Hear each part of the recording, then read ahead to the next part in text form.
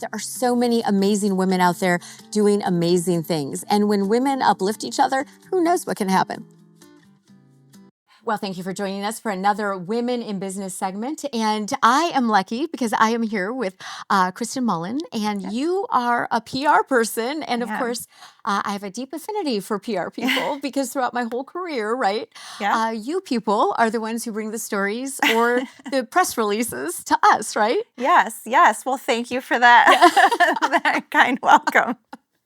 Yes, you guys, no, PR, I mean, honestly, you could not survive without PR. You just couldn't. So, okay, so I guess my first question is, it's a very tough business. So how did you choose to go into PR? Actually, well, I also was a journalism major. And when I was in college many years ago. Couldn't have been that many years ago. I was going to major, I wanted to write for a magazine. I was majoring in print. And then that was basically, there was not really a viable career path if you wanted to succeed quickly. Right. And so I ended up exploring PR and minored in I ended up doing an internship with the Make-A-Wish Foundation. And I just really loved the concept of not having to be the objective storyteller, but being able to be an advocate for something that I really believed in. Yeah. So that made me feel really excited about it. So that's kind of what led me down that path. And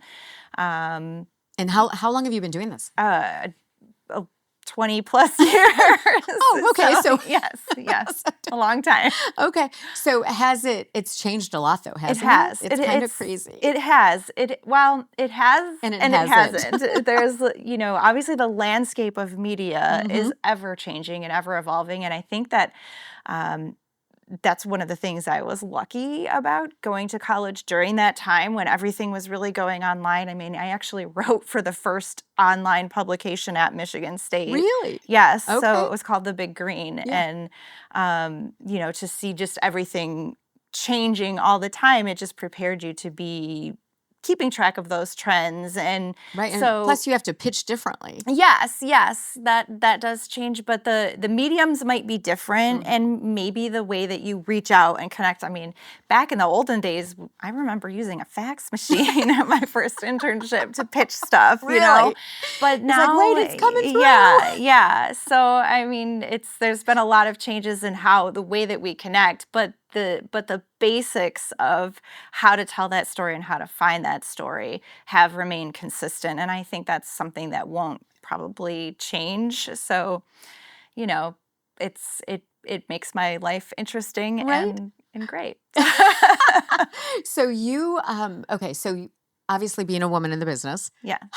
You're a contractor. Yes. Right? Okay. Yes. You work for one of my very good friends. Yes. Who sent you over across the road, Jason Brown. But the whole idea of, it seems like women have a harder time either sharing their voice or knowing their voice. Yes. And how do you help them do that? Well, I think really it's the biggest thing is being confident in what you have to say and recognizing that there is room for you at the table to contribute to the conversation. And you don't have to be allowed ooh, look at me, or, I mean, especially as a woman, I think there's so much pressure to fall into a certain, you're either the mom or you're the business type or you're the vixen. Beauty. Yes. And I think that we have to overcome those stereotypes in order to remember that you don't have to fall into that box. What you have to say is important and you just need to start saying it. And the more that we practice doing that, the easier it gets. And, one of my favorite ways to prep a client before a segment isn't to have them memorize a bunch of bullet points, but just chatting in the green room about what they're doing in their day-to-day lives as part of their job as it relates to the topic. And once they're like, oh yeah, I can talk about this. I can have just a casual conversation. Then when they go on camera, it's way less intimidating of oh yeah, I have to remember I'm supposed to say this thing and, so. And the whole idea of being relaxed and just talking, when people ask me, oh, can I have the questions beforehand? Yeah. And I'm like, absolutely not. Yes. Because Yeah. I've gotten burned, when I started my career, I got Yeah. burned because it was like, okay, check, ask that. Oh, what did you say? I wasn't listening because I'm Yeah. looking at my list. Yeah. And the whole idea of not paying attention, Yes. right? Yeah. But you have to pay attention. Yes, yes. You have to be able to have a conversation. And it's in those discussions typically lend the best sound bites or gives you the best authority because it's natural and it's authentic. And so people, when they show up in their realm as their authentic selves, that translates over media. Right. And that's the best thing any client can do, male, female, whatever. So it's funny. I told probably like 5 or 6 months ago, I was doing media training for someone, and I said, listen, because it was on Zoom, which I hated. Yeah. But I was like, listen, the one thing, there's going to be 2 things that are going to throw your clients, and she was like, what? And I'm like, they're not going to know their title, and they're not going to know the website. Yeah. And Yeah. she's like, oh, I disagree with that. I'm telling you, Yeah. every single one of them were like, oh, my title. And the website, I don't know the website. And I'm like, okay. But as, so from the media side, and this, but from the media side, it's like, okay, well, that's how you tag out stuff. So that, and for PR people who don't train their clients, that has always been kind of the, Yeah. How do I communicate? I Right. think that's the thing that people have to remember too, especially when you're doing an interview or anything related. There's an acronym that I like to use. It's called WAIT, which is why am I talking? So when you're going in for an interview, think about, just take that pause and think, okay, what are my goals out of this conversation? Right. The main points that I want people to take away are, I'm a dermatologist and these are the healthy skincare tips and here's where to find me. So those, if you just keep those why am I talking? Oh, I thought I had my messages in mind. So it is, why am I talking? Yes. Okay, that's awesome. And you don't have to spew out a bunch of other fun facts. or to fill dead space in a conversation. You're just thinking about, answering the question and tying it back to those main points of what's my goal out of this conversation? What do I want people to take away? Right. It's like, why am I on TV right now? Right. Yes. But you help them hone that down. Yes. And that's what a good PR person does. Yes. It's hopefully. Let us find your message because you don't know what it is. Yes. There's a lot of story mining that happens. And, sometimes clients think something is newsworthy and it's like, well, we need to tweak this a little bit. So what are you doing? Right. What's the hook? Yeah. So what do you do when you have a client who fights you? Oh, yeah. Well, I mean, okay. So thankfully, I've been blessed with having Jason Brown, as we both know, as my kind of career mentor. And one of his, there's 2 Jasonisms that I kind of think of. Love that. One is I am not a yes man. He's not going to tell you what you want to hear. And so I've taken that also. And, it took me a long time to be confident in saying, this is not the way that we're going to do it to a client. But that is, at the end of the day, why they're hiring you, is to give that advice. And secondly is give to get, which is, so when a client comes with an idea that they think is great and you're like, oh, it's our, 25th anniversary. Okay, great. What are you doing? Oh, we're going to have someone come out and speak. Okay.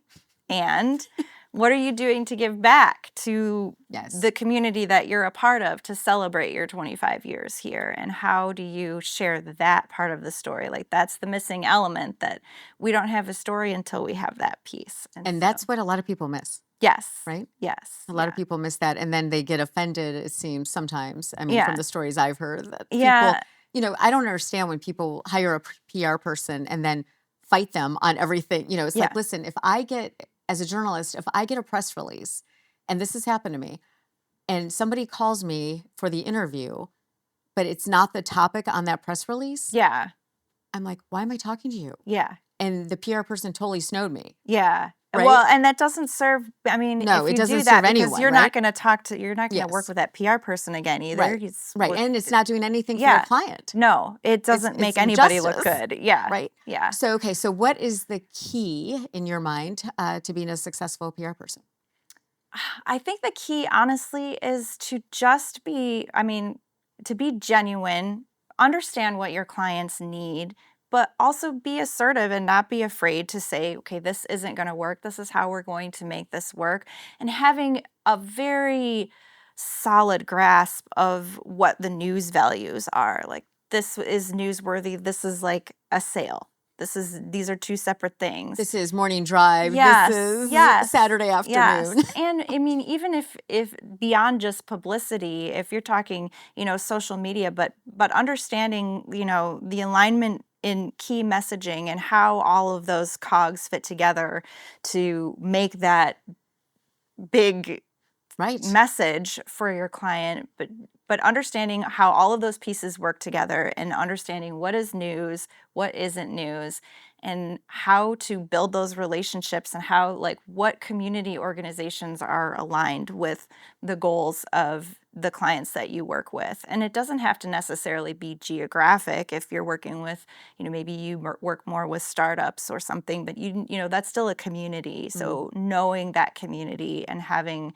an understanding of who would work well and connect well. I mean, those types of partnerships are just as important as the news segments. So I think those are probably the two most important things you could do. How does a company know when they need PR? Well, I would say you probably always need PR. I may be a little biased. Oh, you might be. But I think it's when you have a message, you're clear on what you want to say, you want to start building your authority in your space, you want to start having a voice in conversations, and especially as we see SEO shifting more over to AI and people are searching, like, those search results are generated. Media placements are even more important now, traditional media, than they have ever been, because that's what's the algorithm is picking up. And driving it, yes, right? Yes, you need that third-party validation. That's not just you saying you're great. It's other people. You've been on this station, you've been on that. So if you're on TV, it lends to your authority. Yes, right? your expertise. People are like, oh, they've been on this show. I think I would trust them. Right. They must know what they're talking about. Right. So. And so it really lends itself to the whole thing. Yeah. I like the hand movement. I know. I talk with my hands a lot. So one more question. What is your number one piece of advice for anyone going into PR, like brand new? Oh, yeah. Know the news. Know what makes news. You have to have an understanding of, the news value pyramid. That, I think, is the most essential skill that any PR person should have.